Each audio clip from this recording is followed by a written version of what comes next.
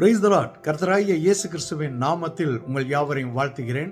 இந்த புதிய மாதத்தில் உங்களை சந்திப்பதில் கர்த்தருக்குள் மகிழ்ச்சி அடைகிறேன். சென்ற மாதம் முழுவதும் கர்த்தர் நம்மை பாதுகாத்து சுகபலன் ஜீவனோட இந்த புதிய மாதத்தை காண செய்திருப்பது அவருடைய சுத்த கிருபை மாத்திரமே. ஆமென். இந்த நாளிலே நாம் பார்க்கும் காரியம், சங்கீதக்காரன் தாவீது எழுதின 91வது சங்கீதத்தில் 11-12 வசனங்கள். உன் வழிகளெல்லாம் உன்னை காக்கும்படி உனக்காக தம்முடைய தூதர்களுக்கு கட்டளையிடுவார். உன் பாதம் கல்லில் இடராதபடிக்கு அவர்கள் உன்னை தங்கள் கைகளில் ஏந்தி கொண்டு போவார்கள். கர்த்தருக்குள் பிரியமானவர்களே, எவ்வளவு அருமையான ஒரு நம்பிக்கையூட்டும் விசுவாசத்தை தூண்டும் கர்த்தருடைய பிள்ளைகளுக்கு ஒரு விசுவாசமான ஒரு காரியமாக சங்கீதக்காரன் சொல்வதை பார்க்கலாம்.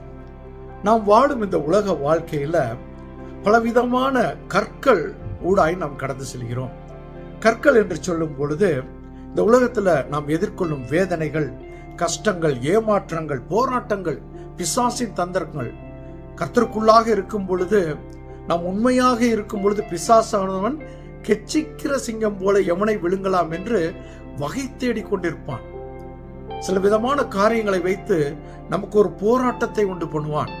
ஆனால் கர்த்தருக்குள்ளாக உன்னதமானவரின் மறைவில் நாம் இருக்கும் பொழுது, அவருடைய உறவுல நாம் நிலைத்திருக்கும் பொழுது, கர்த்தர் அவருடைய பிள்ளைகளுக்கு சொல்லும் காரியம், நீ பயப்படாதே, நீ கலங்காதே, நான் என் தூதர்களுக்கு கட்டளையிடுவேன்.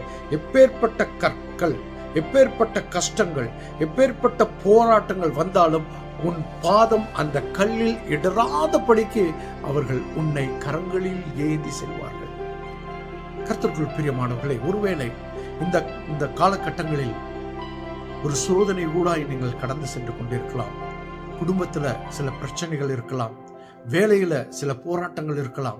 ஆனால் கர்த்தருக்குள்ளாக, அவருடைய உறவுல, அவருக்குள்ளான ஜெபத்துல, வேதம் வாசிப்புல, அவருக்குள்ளான உறவுல நீங்கள் நிலைத்திருக்கும் பொழுது அவர் சொல்லும் காரியம், பயப்படாத, நான் உன்னோட இருக்கிறேன், என் தூதர்களுக்கு நான் கட்டளை இடுகிறேன், உன் பாதம் கல்லில் இடராதபடிக்கு அவர்கள் உன்னை ஏந்தி கொண்டு செல்வார்கள். நாம் செய்ய வேண்டிய காரியம், அவருக்குள்ளான உறவுல இருக்க வேண்டும். அவர்தான் என் நம்பிக்கை, உன்னதமானவரே உம்முடைய மறைவில் நான் இருக்கிறேன் என்று சொல்லும் பொழுது நீங்கள் ஒன்றுக்கும் கவலைப்பட வேண்டாம். உங்கள் கவலையெல்லாம் அவர் மேல் வைத்து விடுங்கள்.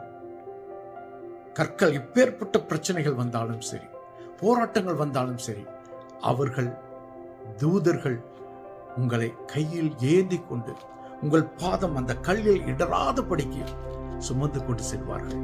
இப்பேற்பட்ட விசுவாசத்தோடு அவருக்குள்ள உறவுல நீங்கள் நிலைத்திருங்கள். கர்த்தர் உங்களையும் உங்கள் குடும்பத்தையும் நிறைவான ஆசீர்வாதத்தோட வழி நடத்துவாராக. ஆமென், ஆமென்.